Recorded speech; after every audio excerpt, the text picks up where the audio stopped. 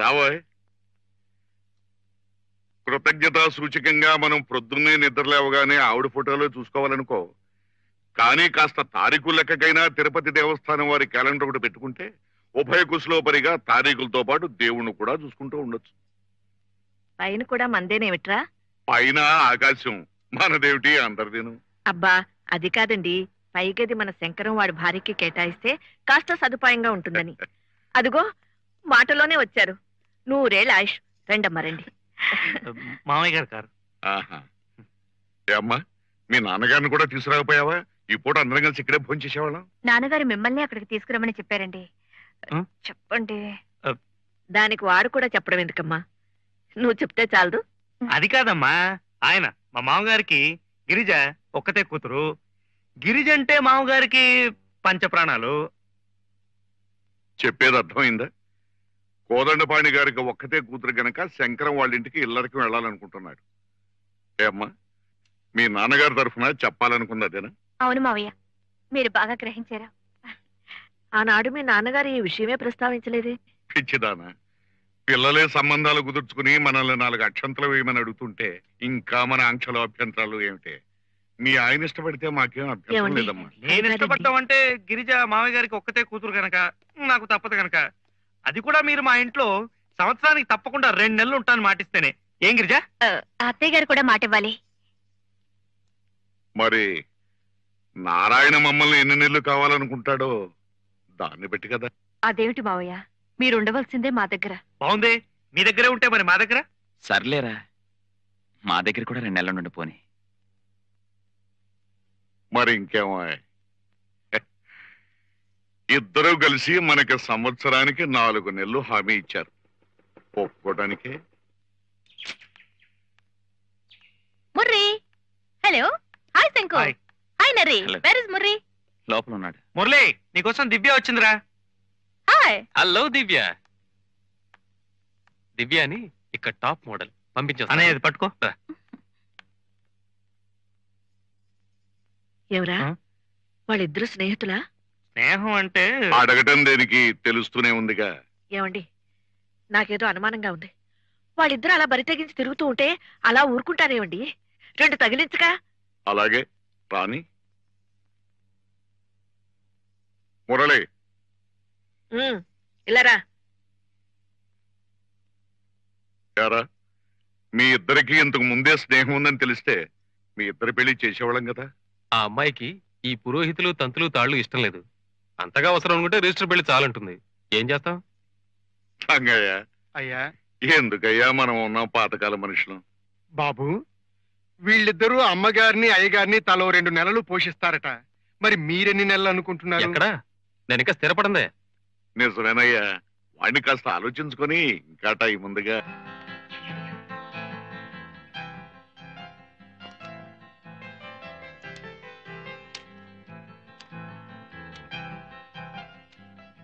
మన పిల్లల్ని చూస్తే మీకేమనిపించింది? లక్షణంగా ప్రయోజకులయ్యారు. వాళ్ళ దారేదో వాళ్ళు వెతుక్కుంటూ వెళ్ళిపోతున్నారనిపించింది.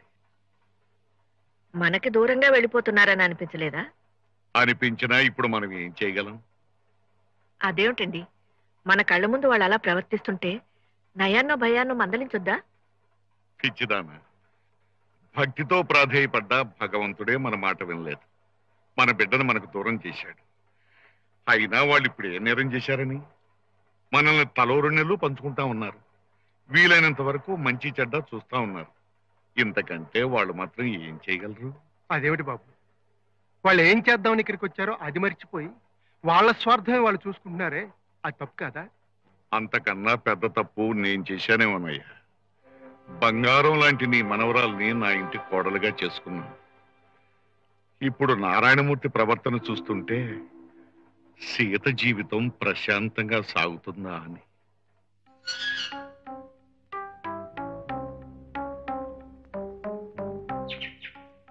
నమస్కారం అండి. నమస్కారం.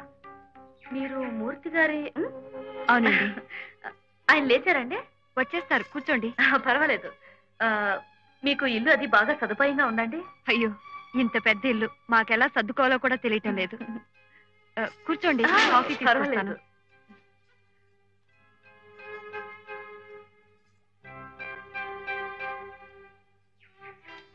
హలో, గుడ్ మార్నింగ్ అండి. Hi, good morning.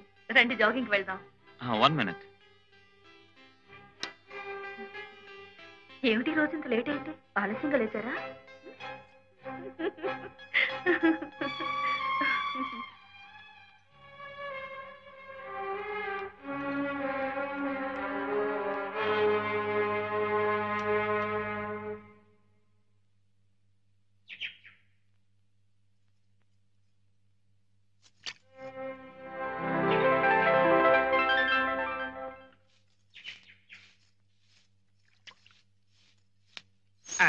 అమ్మా కుక్కలు ఉన్నాయా అమ్మా?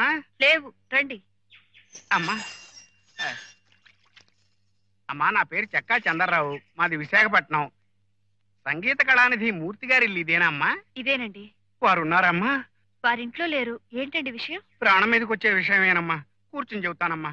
అమ్మా అమ్మా అమ్మా చూడండి అమ్మా, కళావాహిని కార్యదర్శిగా ఎన్నో వందల కార్యక్రమాలు ఏర్పాటు చేశాను కానీ ఎప్పుడూ ఇంత కంగారు పడలేదు. 10వ తారీఖు ప్రోగ్రాం, అయ్యగారి దగ్గర నుంచి ఉత్తరం లేదు, పత్రం లేదు, ఉలుకు లేదు, పలుకు లేదు. అసలే విశాఖపట్నం జనం స్టీల్ ముక్కలతో కొడతారేమని భయం. నాకు బీపీ. ప్రోగ్రామ్ ఆయన ఒప్పుకున్నారండి? ఒప్పుకోవడం ఏమిటమ్మా? ఒప్పుకోవడం ఏమిటి? 3 అన్నదమ్ముల్ని కలిశాను, మాట్లాడాను, డేట్ ఇచ్చాను, సరే అన్నారు. అడ్వాన్స్ ఇచ్చాను, పుచ్చుకున్నారు. టికెట్లన్నీ అమ్ముకున్నాను, ఏర్పాట్లన్నీ చేసుకున్నాను. ఏ బండికి వస్తున్నారో తెలియదు, అసలు వస్తున్నారో రారో తెలియదు. అసలే విశాఖపట్నం జనం స్టీల్ ముక్కలతో కొడతారేమని భయం. నాకు బీపీ. మీరేం కంగారు పడకండి, నేను కనుక్కుంటాగా. కనుక్కుంటానంటే కాదమ్మా, ఆ 3 అన్నదమ్ములు వస్తున్నారనే చల్లని వార్త నా చెవులే వెయ్యమ్మా, చచ్చి నీ కడుపును పుడతాను. అలాగేలేండి. అలాగే అంటే కాదమ్మా, నా ఇంటి దీపం నువ్వే పెట్టాలి. నా పెళ్ళాం తాళి నీ చేతుల్లోనే ఉంది. అసలే విశాఖపట్నం జనం స్టీల్ ముక్కలతో కొడతారేమని భయం. నాకు బీపీ.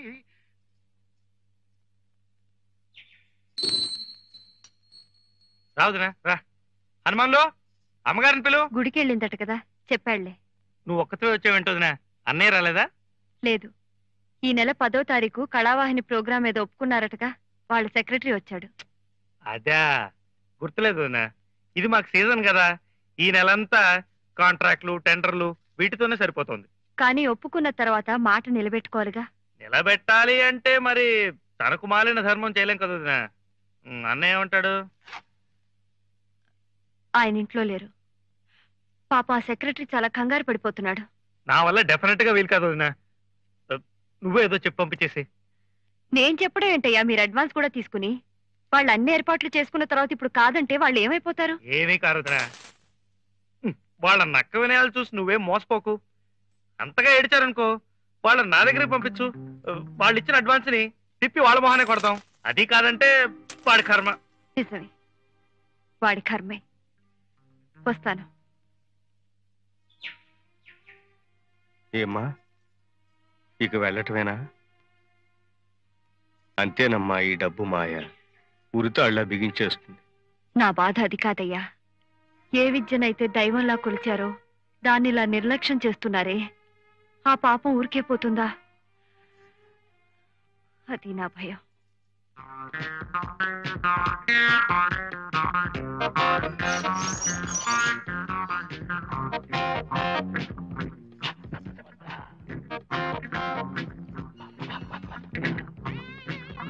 అవ్వా అవ్వా, ఏంటయ్యా ఇది?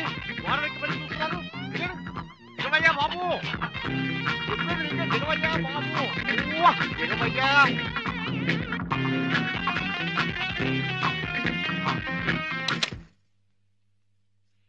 10 మంది వచ్చిపోయే ఇంట్లో ఏమిటి డాన్సులు? ఏ తప్పే ఉంది? We are in good mood, so we are celebrating. What's wrong in it? ఇలాగేనా? 10 మంది చూస్తున్నారన్న సిగ్గనే లేకుండా? సిగ్గెందుకు? కాబోయే భార్యాభర్తలం, ఆడతాం పాడతాం. Ouch, silly. సారీ డార్లింగ్, మధ్యలో వాళ్ళకేంటి?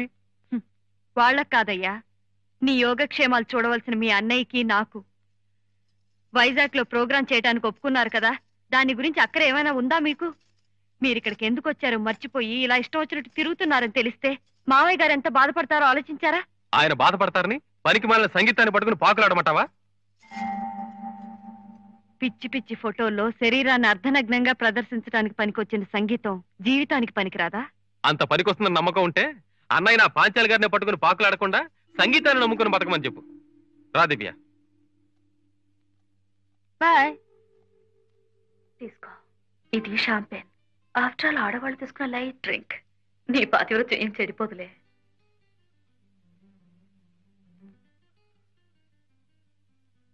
ఎలా ఉంది? స్వర్గానికి ఎన్ని మైళ్ళ దూరంలో ఉన్నావు? మన ఇద్దరికి ఉన్నంత దూరంలో. అసలు ఉండవలసిన దూరంలో ఉంటే ఈ పాటికి నిన్ను టాప్ మ్యూజిషియన్ చేసి ఉండేదాన్ని. ఇప్పటికీ మించిపోయింది ఏం లేదు. ఈ దీపం ఉండగానే ఇల్లు చక్కబెట్టుకో.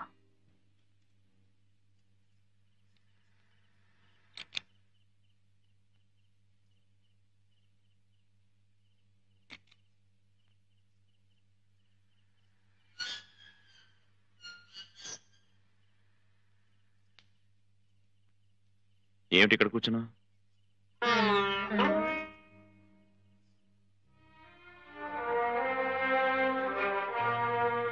ఎల్లుండి 10వ తారీఖు.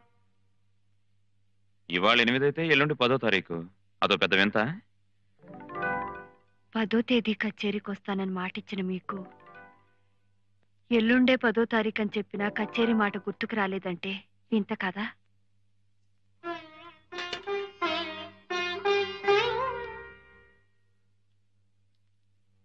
చూడు, నేను భోంచేసి వచ్చాను, నాకు వడ్డించొద్దు. అవును, 2వ తారీఖు లాండ్రీకి బట్టలేసాను, ఇంకా రాలేదు? లేదు. అనవసరమైన విషయాలన్నీ గుర్తుండే మనిషికి అవసరమైన విషయాలు గుర్తులేదంటే ఏమనుకోవాలి?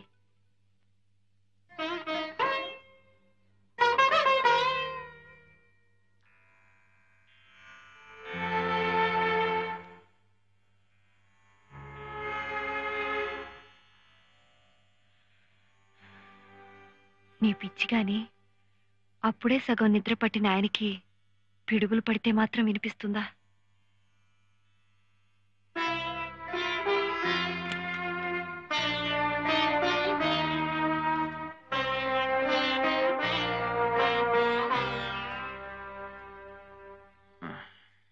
ఎల్లుండి విశాఖపట్నంలో కచేరీ.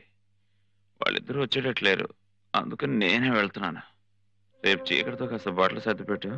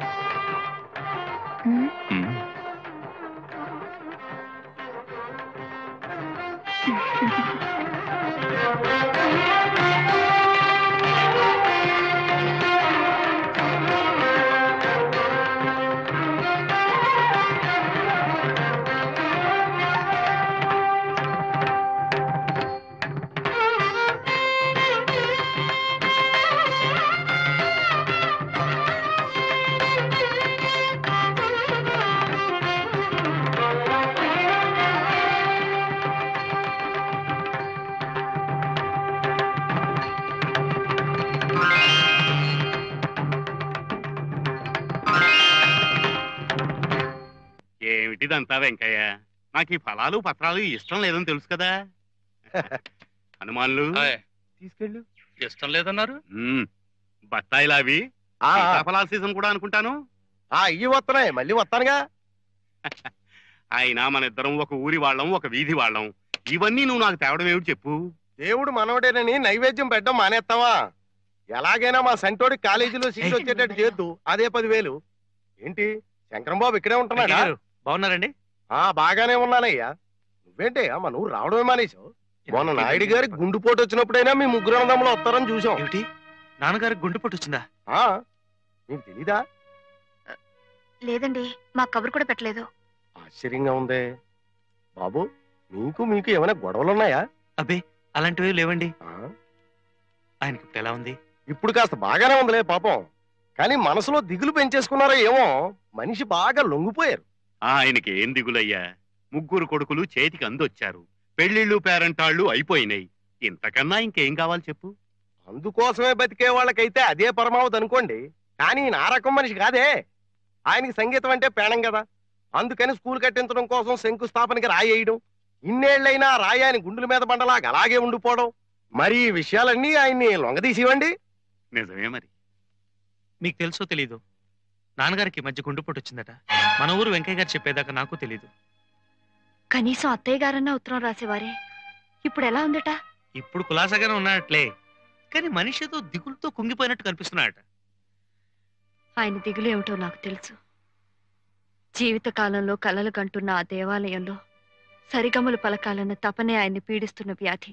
అదేమన్నా చిన్న కోరిక? ఎన్ని లక్షలు సంపాదిస్తే అది తీరుతుంది? కనీసం ఆయన కోరిక తీర్చాలన్న తపనైనా ఉందా మీకు? ఉంది. ఉంటే మాకు మిగిలేదేమిటి? మేము అక్కడ కడుపులు మార్చుకుని ముతక బట్టలు కట్టుకుని పైసా అక్కడ ఇటుకల్లోనూ సున్నలోనూ పోస్తే ఆయనకి తృప్తా? సర్లేరా, ఎవరు చాదస్తాలు వాళ్ళవి. ఎంతైనా ఆయన మొహం మీద మీ అభిప్రాయాలు తప్పు అని చెప్పలేము కదా. వదినా, నేను ఒక 10,000 ఇస్తానమ్మా. అంతకన్నా ఎక్కువ ఇవ్వగలిగే శక్తి ఉన్నా నా డబ్బు కాదుగా, బాగుండదు. ఏ వదినా? ఎవరి డబ్బు నీ దగ్గర ఉంది, నువ్వు ఇస్తావురా? నా దగ్గర అంత లేదు. నేనే 2,000 3,000 కన్నా ఇవ్వలేను. ఎంతో అంత ఆయన తృప్తి కోసమే కదా. వదినా, వీలుంటే అన్నయ్యను కలిసి అన్ని వివరాలు నేనే మాట్లాడతాను అనుకో. కానీ వెళ్లే ముందే ముగ్గురు ఇక్కడే ఇంత డబ్బు ఖరారు చేసుకుని వెళ్ళొద్దాం. మళ్ళీ ఏదో ముంచుకొచ్చేలోగా వెళ్ళొచ్చేస్తే ఆ పని కాస్త అయిపోతుంది కదా. ఏ వదినా? ఎరా మురళి, సరే. వెళ్ళొస్తాం వదినా. ఆరోగ్యం జాగ్రత్త వదినా. అవ్వా అవ్వా, పెద్ద ఆయన రుణం తీసుకునే పద్ధతేనా అమ్మా ఇది? భోగి మంట చలి కాచుకుంటే ఊరుకుంటుంది కానీ చేతులు పెట్టి చిన్న భిన్నం చేస్తే ఊరుకోదయ్యా.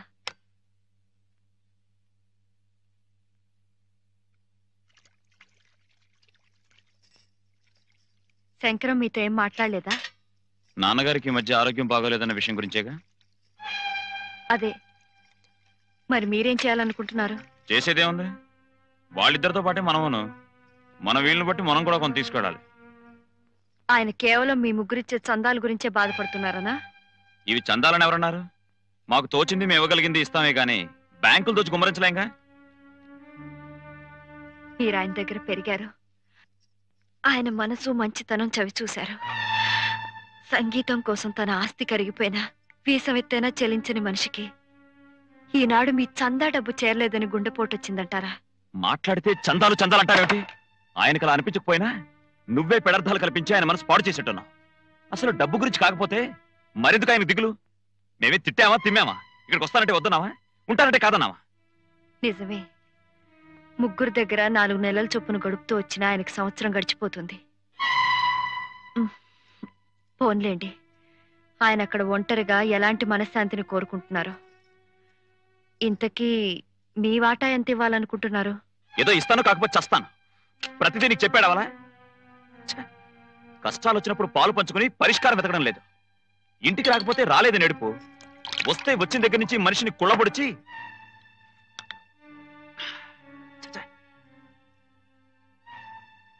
పాంచాలి గారు 10,000 ఇచ్చి మన పరువు కాపాడుతున్నారు. ఆవిడెప్పుడైనా ఇంటికి వస్తే పెడమొహం పెట్టుకోకుండా కాస్త థ్యాంక్స్ చెప్పాడు.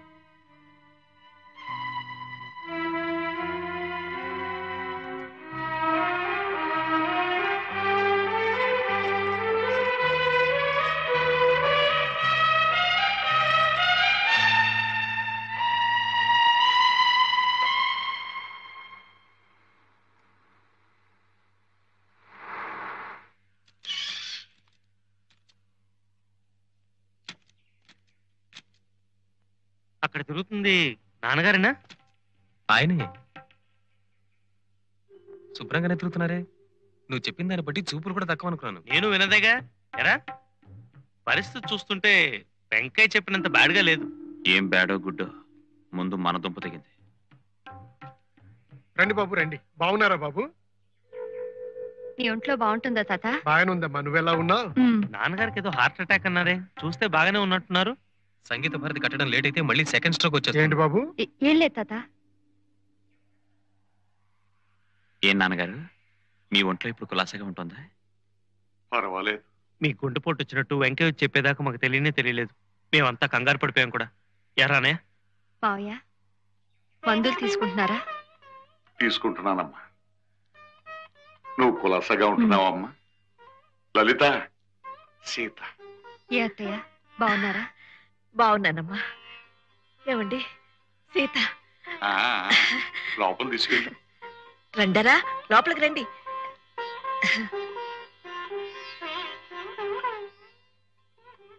రామ్మా, ఇక్కడేనా ఉండాల్సింది? ఎలాగో సర్దుకోమ్మా. ఓకే. మావయ్య గారికి ఇంత జబ్బు చేస్తే కనీసం కబురైన పంపారు కాదే అత్తయ్య? ఆయనే రాయొద్దన్నారమ్మా, మీ పనులు ఎందుకు చెడగొట్టడం అని. వెళ్ళి కాళ్ళు కడుక్కో. ఏదో ప్రమాదం ముంచుకొచ్చేస్తుందంటే మామయ్య గారికి కూడా చెప్పకుండా టెండర్ కట్టాల్సిన డబ్బు తీసుకొచ్చాను. పరిస్థితి చూస్తే పర్వాలేనట్టే ఉంది. ఇదిగో ప్రస్తుతం నువ్వు మాత్రం డబ్బు విషయం ఎత్తకే. బాగుంది. నేనెందుకు ఎత్తాను? మరీ సీరియస్ ఏమోనని నేను కూడా పాంచాల దగ్గర అప్పు చేసి తెచ్చాను. రే మురళి ఇట్రా. బాత్రూమ్ అక్కడ ఉంది, నువ్వు వెళ్ళు. ఓకే.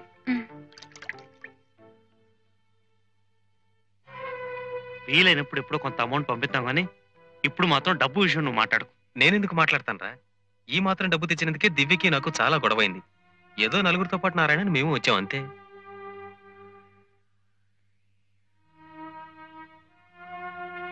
ఏమండి, చావు నుంచి పునర్జన్మెత్తిన తండ్రిని చూడటానికి వచ్చిన కొడుకులు ఇవేనా మాట్లాడుకోవాల్సిన మాటలు? ఇప్పుడు ఏమైందని? ఏం తప్పు మాట్లాడావని? ఎంతసేపు డబ్బు గురించే మీ మాటలు ఆలోచనలు తప్పించి ఆయన్ని తీసుకొచ్చి దగ్గరుంచుకోవాలనో మంచి వైద్యం ఇప్పించాలనో ఒక్కళ్ళైనా ఆలోచించారా? ఆయనే మొండితనంతో ఇక్కడ కూర్చున్నాడు కానీ మా దగ్గర తలో రెండల్లో ఉండొచ్చని మేము ఎప్పుడో చెప్పాం కదా. ఆయన వస్తే కాదన్నావా? మిమ్మల్ని ఆయన కష్టపడి పెంచింది ఇలా పంచుకుంటారని కాదు. నువ్వే నాకు నీతులు చెప్పక్కర్లేదు. మనం తెచ్చిన డబ్బు సంగతి కూడా నువ్వే వాళ్ళ దగ్గర ఎత్తక్కర్లేదు. అంటే ఆ డబ్బు తీసుకెళ్లిపోవటానికే నిర్ణయించుకున్నారా? ఇప్పుడు డబ్బు తీసుకెళ్లి ఆయన గారి చేతుల్లో పెడితే ఓపిగ్గా ఉన్నాడు కాబట్టి పని ప్రారంభించి ఇంకాతా అంటే ఎక్కడి నుంచి తెచ్చేది, ఎలా చచ్చేది? అంటే ఆయన కన్ను మూసేలా ఉంటే కళ్ళ ముందు ఈ డబ్బు ఇలా కదిలించిపోవాలని తెచ్చారా? ఇక్కడికి రాగానే నీకు మాటలు పెరిగిపోతున్నాయే. నోరు మూసుకుని పడుండు. ఇంతకాలం నోరు మూసుకునే పడున్నాను. మీరు తాగి తందనాలాడినా నేను నోరెత్తలేదు. మీరెవరితో తిరుగుతున్నా నేను అడ్డుపడ్డానా? లేదే. కానీ ఏ మహానుభావుడు వల్ల మనం ఇంత వాళ్ళం అయ్యామో, ఏ దేవుడు వల్ల మనం దంపతులు అయ్యామో ఆయన అవమానిస్తే నేను సహించలేను. సహించక ఏం చేస్తావు? ఏం చేస్తావు? పెళ్ళాన్ని హింసించేవాడినైనా క్షమించగలను గాని తల్లి తండ్రిని దూషించేవాడిని నేను భరించలేను. ఏమిటి బాబు ఇది? ఇలాంటి సమయంలో చేసుకుంటావా? నా ఇష్టం వచ్చినట్టు కొడతాను. నువ్వెవరు అడగడానికి? నారాయణ, ఆ పిల్లకు తల్లి తండ్రి దైవం అన్నీనరా. రంగయ్య, వాళ్ళ ముగ్గురిని బయటికంటే. ఏమండి, ఆవేశపడకండి. పాపం వాళ్ళు ఎంతో దూరం నుంచి మనల్ని చూడాలని వచ్చారు. మనల్ని చూడడానికి వచ్చిన వాళ్ళైతే పెద్దల ఏడల బాధ్యత గుర్తు చేసిన ఆ పిల్ల మీద చేసుకుంటాడా? మా బాధ్యతలు మేము ఏం నిర్వర్తించలేదని ఇప్పుడు ఆవిడ కొత్తగా చెప్పాల్సి వచ్చింది. మీకు జబ్బు చేసిందంటే మేము బాధపడ్డాం కూడా. సంగీత భారతి చూడకుండా ఎక్కడ చచ్చిపోతాడో అన్న భయంతో కనీసం ప్రారంభమైనా చేయొచ్చని అప్పు చేసి డబ్బు తీసుకొచ్చాం. ఇంత బాధ్యతలు బరువులు మేము మోస్తుంటే మమ్మల్ని ఆ పనివాడు చేతి కట్టిస్తారా? ప్రేమతో భక్తితో చేయాల్సిన పని అది ఒక బాధ్యత బరువు అని మీరు ఎప్పుడనుకున్నారు? అప్పుడే మీ సంస్కారం ఏమిటో తెలిసిపోయింది. ఏ సంగీతాన్ని నా ప్రాణమని నమ్మాను, ఏ సంగీతానికి ఇక్కడ ప్రాణప్రతిష్ఠ జరగాలని ఆశించాను, అది మీలాంటి వాళ్ళ వల్ల జరిగితే అది నా సమాధి అవుతుందే గాని సంగీతానికి దేవాలయం కాలేదు. సంగీత భారతి అంటే కర్రబలలు కట్టడాలు అని నేను ఏనాడు అనుకోలేదు. అలా అనుకుంటే ఆ పని నేను ఏనాడు చేసి ఉండేవాడిని. నేను ఎదురు చూసింది డబ్బు పుచ్చుకుని బోధించే అధ్యాపకుల్ని కాదు. మీరు ఆ నాదబ్రహ్మల పవిత్ర ఆశయాన్ని మనసా వాచా నమ్మి దైవదత్తమైన ఆ కళను పూజించే కళారాధకులవుతారనుకున్నాను. అదే నా పొరపాటు. సంగీతానికి తిలోదకాలిచ్చి సారా వ్యాపారమే సర్వస్వమని నమ్ముకున్న ఒకడు, లక్ష్మీదేవి లాంటి భార్య ఉండగా మరో ఆడదాని ఆశ్రయంలో బతుకుతున్న ఒకడు, మన సంస్కారాన్ని సాంప్రదాయాన్ని మర్చిపోయి ఎన్నమాముల వెంట పరిగెత్తే ఒకడు. మీ ముగ్గురికి ఆ డబ్బు ఒక్కటే ఆత్మబంధం. సంగీతం మీద నమ్మకం చచ్చిపోయి బతుకుతున్న మీకు మేము చచ్చిన వాళ్ళమే. మీ దారిని మీరు బతకండి, వెళ్ళండి. వయసు అయిపోయిన ఆయనకే ఎంత అభిమానం ఉంటే వయసులో ఉన్న మనకెంత అభిమానం ఉండాలి? పదరా.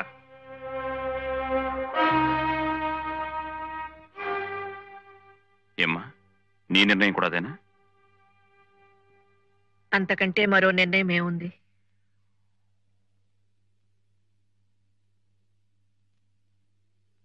ఇంకా ఇక్కడ నిలబడ్డావేంటి? పద. ఎక్కడికి?